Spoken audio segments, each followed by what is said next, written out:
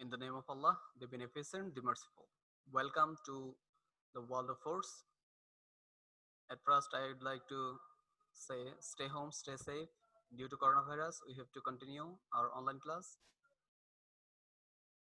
Let me introduce. I am Mohammad Muqtadir Hassan Bhuya, lecturer, Department of Physics. Observe following diagram.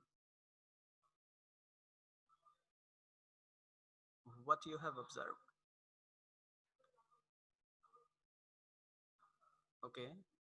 Next, observe following diagram too.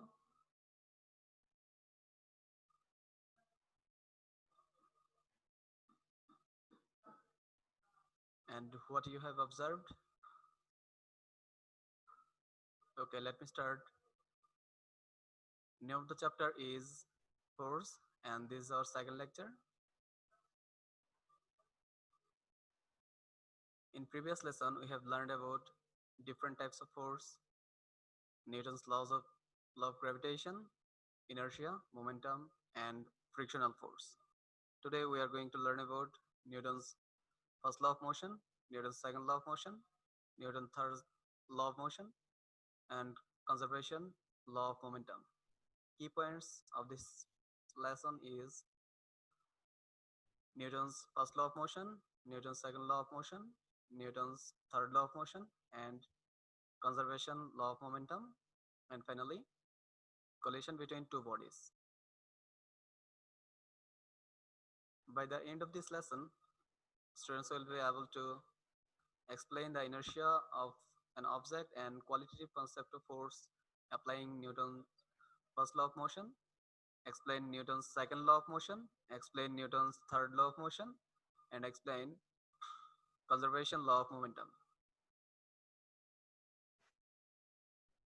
The equation we have to use in this lesson, the equations are for Newton's second law, we know F equal to ma. From Newton's third law, we know F1 is equal to minus F2.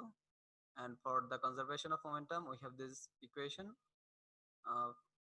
First equation is m1u1 plus m2u2 is equal to m1v1 plus m2v2. For joint velocity, we have the equation m1u1 plus m2u2 is equal to v into m1 plus m2 for joint velocity or combined velocity. And for bullet and gun, we have the equation m1 mv is equal to mv.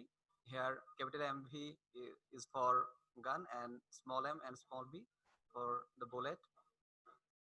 And our fourth equation is impulsive force J is equal to ft. Here impulsive force is equal to the change of momentum. And we have another equation for conservation of energy. The equation is half m1 u1 square plus half m2 u2 square is equal to half m1 v1 square plus half m2 v2 square. Concept of force is a force can cause a stationary object to start moving. A force can cause a moving object to increase its velocity. A force can cause a moving object to decrease velocity. A force can cause a moving object to change its velocity or direction of motion. And finally, a force can change the shape of the object. Inertia. The definition of inertia is the tendency or property of a body to maintain its own state is called inertia. This is the example of motion inertia, and this is an example of rest inertia. Here we have two graphs, and we are going to explain this graph with respect to inertia. First graph is all about position versus time, and second graph is all about velocity versus time.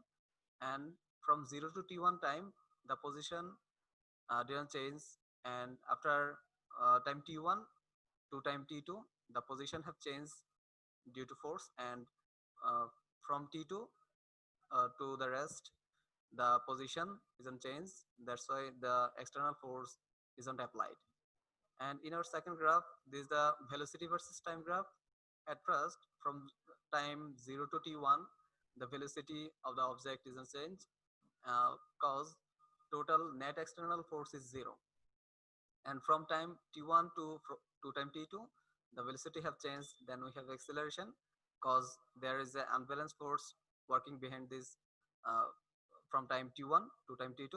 And from time T2 to the rest, the velocity is constant. Velocity cause net force or balance force is applied from time T1 T2 to the rest. And we're going to discuss about the Newton's first law of motion. From Newton's first law, we can discuss about the inertia and concept of force. This is a statement of Newton's first law of motion. Actually, it's applicable for inertia and concept of force. The statement is a stationary object will remain stationary and an object in uniform motion will continue its uniform motion unless a force is applied to it. This is an example of Newton's first law of motion. Unless external force is applied to it, the motion body will keep in motion. If we apply force, then we observe that there is a motion. Observe this diagram. And this is the statement of second law of motion. The second law of motion is the rate of change of momentum of a body is proportional to the applied force acting to it and takes place in the direction in which the force acts. Here we have the equation F is equal to ma from Newton's second law of motion, and dimension of force is ml t inverse 2. We are going to discuss about Newton's first law and Newton's second law of motion. At first, the Newton's first law of motion is a stationary object will remain stationary and an object in uniform motion will continue its uniform motion unless a force is applied to it here. And what happens when there is net force acting on an object? Observe this diagram, and if there is a if the forces are balanced, then the object stay at rest, and if the force is balanced, the object stay in motion unless there is no external force or the forces are balanced. In first condition, the net force is zero. That's why the object stay at rest. In second condition, if the net force is zero, the object will stay in motion. But if the forces are unbalanced, then we have observed acceleration, and that is the beginning of our second law, Newton's second law of motion. And acceleration depends on two factors. The first factor is the acceleration is proportional to force, and why the acceleration is proportional to force, let me explain it with another diagram here. Look, if we apply 10 Newton force, then we have observed acceleration at the same, and in different if we apply 20 Newton force, then the force is then the acceleration is more. By comparing this, we have observed that acceleration is proportional to net force, and acceleration depend on another factor too. To clarify this, we are going to show another diagram. Here we have mass 3 kg and we have mass 5 kg. If we apply total net force is 10 Newton to 3 kg, and if we apply 10 Newton force to 5 kg, we observe that if the mass is less, we got more acceleration, and if the mass is high, we get less acceleration. That's why we can say that acceleration is inversely proportional to the mass. Here acceleration depends on two factors. First one is acceleration is proportional to force, and second one is acceleration is proportional to inversely proportional to the mass. Here we have equation A is equal to F by m,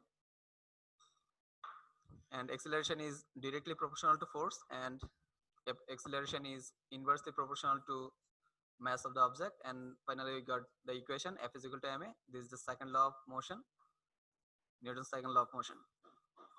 By using this, we can solve our daily life problem. And let me discuss about the definition of Newton. if you want to discuss about the definition of Newton, if we apply that the acceleration is 1 meter per second square and mass is 1 kg, then the force is 1 Newton. If the mass is 10 kg and force is and the acceleration is 10 meter per second square, we get force is 100 Newton. Here, the definition of 1 Newton is the amount of force required to give a 1 kilogram mass and acceleration of 1 meter per second squared. Okay, now we're going to discuss about the third law of motion. This is a statement for Newton's third law of motion. To every action, there is an equal and opposite reaction. Here we have the equation F1 is equal to minus F2, because these two forces acting during collision are same in magnitude but opposite in direction. Now we are going to discuss the application of third law of motion. Here observe this was our first diagram, and we say that if the boy apply a force in downward direction F, then he will get a force from in upward direction that is equal to the action force, and here F is our reaction force, and here action force and reaction force are same. We say that the to every action there is an equal and opposite reaction, cause the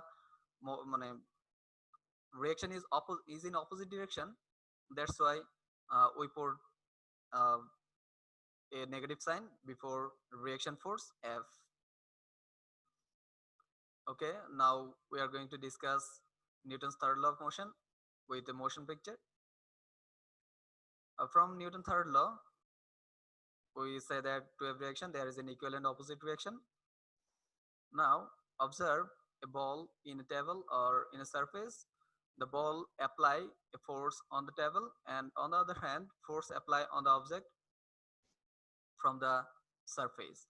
If two forces are equal, that is force on the table is equal to the force on the object, then we can say that F1 is equal to minus F2. Here force on the table is action force and force on the object is reaction force, and we say that action force is equal to reaction force. That is the statement of Newton's third law of motion. And the statement of Newton's third law of motion there is every action has an equal and opposite reaction. This is the diagram by which we can discuss and we can observe the action force is equal to the reaction force. When two objects interact, the forces on each object is equal. Here in downward direction we got action force, and in upward direction we got reaction force. Now observe this diagram, and was that is a frog is swimming in a pond, or here it applies action force and it got reaction force. And observe this diagram, a bird is flying, and here bird is applying force in downward direction, and in upward direction bird also get an reaction force. That is action force is equal to reaction force. In both diagram we discuss about action force is equal to reaction force. Our next topic is collision. Here the definition of collision: when a moving object hits or apply force another body at rest or in motion, then it is said that a collision. This is the diagram by which we can explain collision. Here two objects like m1 and m2, and their initial velocity is u1 and u2. This is before collision, and in the time of collision mass didn't change, but we have to apply a condition that u1 is greater than u2. Then during collision we got a condition like that, and after collision we also observe the velocity of m1 is v1 and velocity of m2 is v2. This is an example of collision, cause here a moving object hits or apply force to another object, and m1 here m1 object apply force to the object m2, and this is a collision. And relative velocity after collision, this is the equation of relative velocity after collision. This is the equation, and for v1 and v2, the v1 is final velocity and v2 is final velocity for second object, and v1 is final velocity for first object. We have to we can apply another condition if the masses are same. Then uh, if the masses are same, then we got that v1 is equal to u2 and v2 is equal to u1. That is, the final velocity of first object is equal to the initial velocity of second object, and the final velocity of second object is equal to the initial velocity of first object. This is a condition. That's why we can say that two objects will exchange their velocity if the masses are equal. Now we're going to discuss about the conservation of momentum and energy. For conservation of momentum, we have the statement that when two or more bodies act upon one another, their total momentum remain constant provided no external forces are acting. This is the law of conservation of momentum. Then we have another equation for conservation of energy. This is the equation of conservation of energy. Then that we have previously shown in after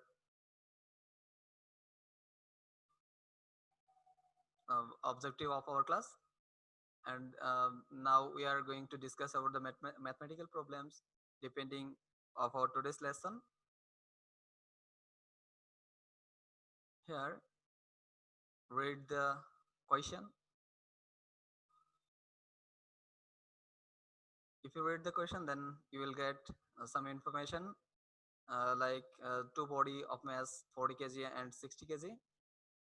Here 40 kg is m1 and 60 kg is m2, and their velocity 10 meter per second and 5 meter per second respectively is this is the value of u1 and this is the value of u2, and after the collision the body are combined to form a single body. That's why we can say that there is a combined velocity here, and we have to calculate the velocity of the combined body. We can calculate this with the equation m1 u1 plus m2 u2 is equal to v into m1 plus m2. We have to calculate the value of v. Here m1 is 40 kg and u1 is 10 meter per second, and m2 is 60 kg and u2 is 5 meter per second. That's why we know all this value except v, and we have to calculate this velocity, that combined velocity, and that combined after the collision. Our next question is, read this question.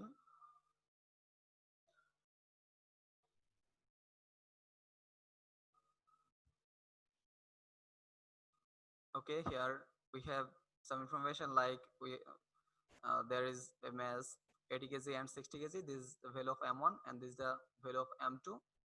This is the value of v1. Sorry, this is the value of u1 and this is the value of u2. After collision, the velocity of the first object is 10 meter per second squared. That's why it is the final velocity of first body. 10 meter per second square is the value of v1. We have to calculate the final velocity of the second body. That's why we have to calculate the value of v2. From the conservation of momentum, we have the equation m1 u1 plus m2 u2 is equal to m1 v1 plus m2 v2. We have all this information except v2. Here m1 is 80 kg and m2 is 60 kg. u1 is 20 meter per second and u2 is 15 meter per second. We have all this value in our question, and we have another value for v1, that is 10 meter per second. Here v1 is final velocity of the first object. We have to calculate the final velocity of second body. By using this equation, we can solve this problem. I hope all of you will calculate the value from the law of conservation of momentum. Okay, um, try at home and solve this question and write the answer of V2 in our class time. Our another question is, read this question, that is, a bullet of mass of 0.01 kg was released with velocity of 300 meter per second from a gun of mass 6 kg. Calculate the recoil velocity of the gun. Here we have the velocity of gun, and we have the velocity of uh, we have the mass of a gun, and we have the mass of bullet, and that is 0.01 kg. And using equation mv is equal to minus mv, we can calculate the recoil velocity of the gun. Here the equation is mv is equal to minus mv. Here for small m, the mass of gun is 6 kg, and we have to calculate its velocity. And for the small m, the velocity of bullet, velocity of for small m, the velocity mass of a bullet is 0.01 kg, and for v, its the velocity of bullet is 300 meter per second. We have all this value except capital V. By using this equation, we can get the answer of this question. I think this is a problem for you. Our next question is, a force of 16 Newton acts on a body at rest of mass 4 kg for 4 seconds. Determine the change of velocity and the impulse of force. To solve this question, we have to uh, get some information from this question, like we have force 16 Newton on a body and the mass is 4 kg. Mass of the rest object is 4 kg. Here we have time 4 seconds, and we have to calculate or determine the change of velocity and the impulse of force. At first, here the value of F is 16 Newton and the value of M is 4 kg. Cause the object is at rest, that's why you can say that the initial velocity of the object, that is u, is equal to 0 and t is equal to 4 seconds. By using this information, we can calculate the change of velocity and the impulse of force. At first, the final velocity is for the equation for final velocity is v is equal to u plus at. Here u is 0 because the object is at rest, and the acceleration, to get the acceleration, we have to use the equation for Newton's second law of motion, that is F is equal to ma. We have the value of the force is 16 Newton and the value of mass is 4 kg. That's why you can get the acceleration is 4 meter per second square, and we have time 4 seconds to put all this value. Here u is 0 because the object is at rest, acceleration is 4 meter per second square, and time is 4 seconds. If we put all this value, then we can get the final velocity. If we get the final velocity, then if we deduct the initial velocity, then we can obtain the change of velocity. And our next part of the question is the impulse of force. For the impulse of force, we have the equation J is equal to Ft. Here we have the value of force and we have the value of time. Here force is 16 Newton and the time is 4 seconds. Then we can calculate the impulsive force. Our next question is here. We have to find the final velocity of the body. Observe this diagram. Here before collision, the mass is 5 kg and its velocity is 10 meter per second, and for second object its mass is 10 kg and its velocity u2 is 4 meter per second. Here the value of u1 is 10 kg and value of u2 is 4 meter per second square. The value of u2 is negative here because the direction of motion of second object is opposite to the first object. During collision, we get a diagram like this, and after collision, we observe that the motion of second object is 1 meter per second square. That is, v2 is equal to 1 meter per second, and we have to calculate the value of v1. Uh, Here we have to find the velocity of the first body, and that is v1. We have to calculate this, and we have all other value, and we know the equation for the conservation of momentum. That is m1 u1 plus m2 u2 is equal to m1 v1 plus m2 v2. We have all this value here, and by putting all this value, we can get the value of v1.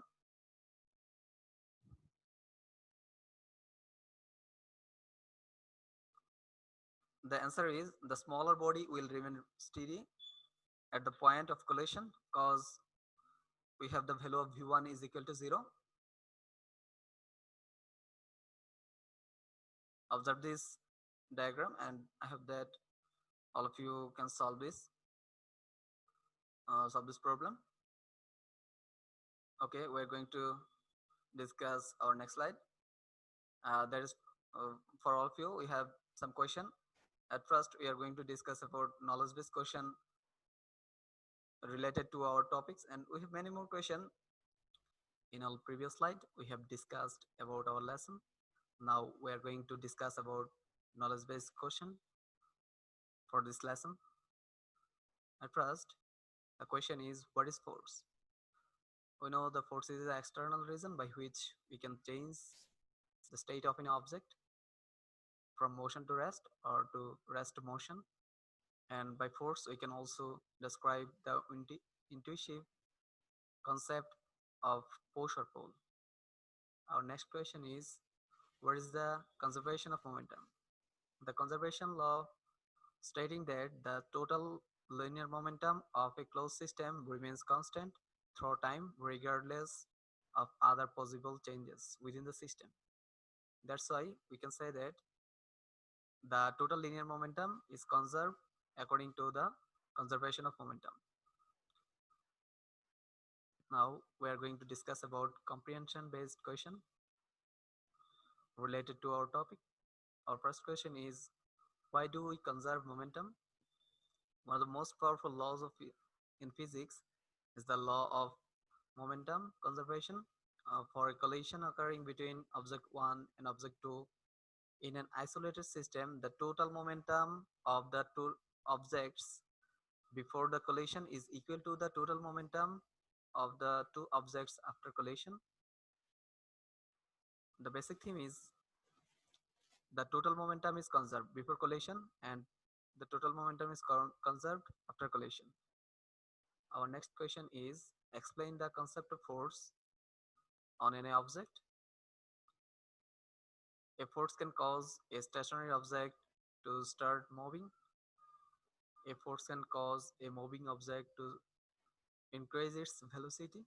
A force can cause a moving object to decrease velocity. A force can cause a moving object to change its velocity or direction of motion. A force can cause change the shape of an object. Is 600 meter per second, and in this time it exerts a backward velocity of 2 meter per second. Here backward velocity of the current is 2 meter per second. By using this, we can continue, and we can calculate the question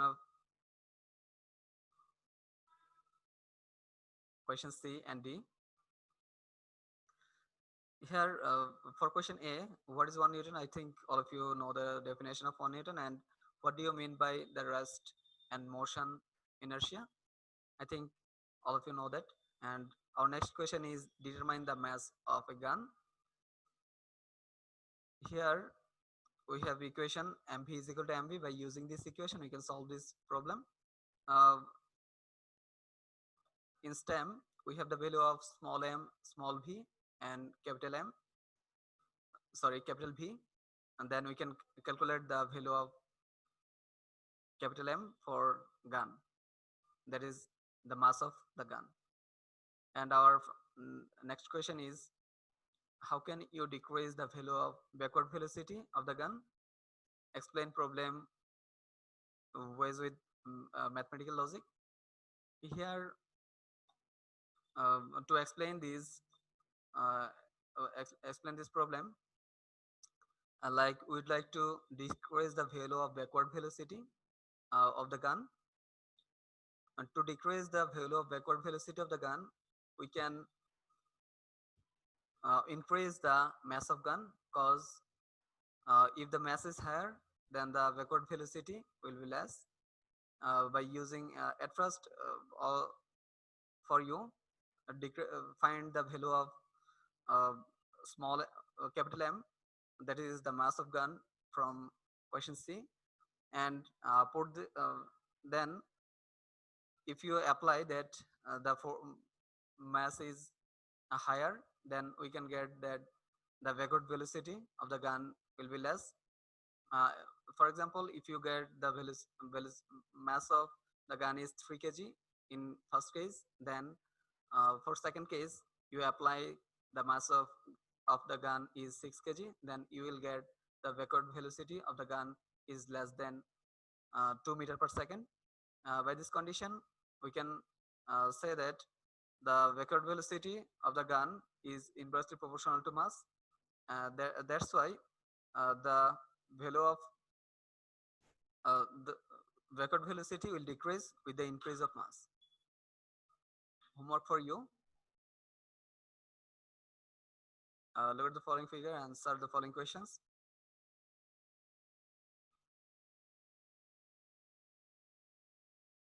Here, before collision, the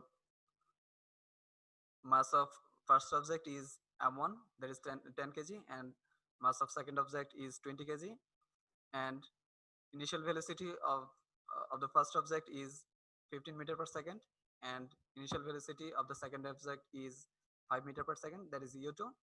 We have all this value for m1, m2, and u1, u2. And after collision, the mass didn't change. The mass of the first object is 10 kg and the mass of second object is 20 kg. And after collision, the velocity is v1 for first object and v2 for second object. You have to calculate. Okay, uh, you have to solve this problem for A and B. First question is, what will be the combined velocity of the event in the stimulus? By using the equation mv m1 u1 plus m2 u2 is equal to v into m1 plus m2, you can calculate the combined velocity. There's a hint for you. And our next question is, will the kinetic energy be conserved? The the equation we have that we have observed in our previous slide, that is half m1 u1 square plus half m2 u2 square is equal to half m1 v1 square plus half m2 v2 square. If the kinetic energy before collision is equal to the kinetic energy after collision, total kinetic energy after collision is same, then we can say that the kinetic energy will be conserved. By using the equation half m1 u1 square plus half m2 u2 square, we can calculate the value of kinetic energy, total kinetic energy before collision. And if we use the equation half m1 v1 square plus half m2 v2 square, by using this equation you can calculate the total kinetic energy after collision. If the kinetic energy before collision is equal to the kinetic energy after collision is equal, then we can say that the kinetic energy will be conserved in this case. Okay, I think all of you have many questions regarding to our lecture, and if you have any question, then you can ask me in our class time. Thank you all. At last, I'd like to say you stay home.